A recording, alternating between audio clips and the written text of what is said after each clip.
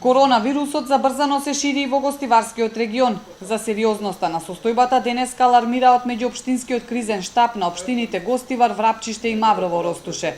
Бројките нагло се зголемија периодов кога немаше ден без нови потврдени случаи.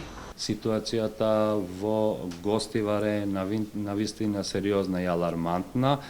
Активните случаи моментално се 193, од кои 145 во Гостивар, 42 во општина Врапчиште и 6 активни случаи во општина Маврово и Ростуше.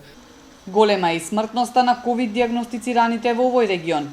Најголем проблем е криењето на болеста и лечењето дома на своја рака.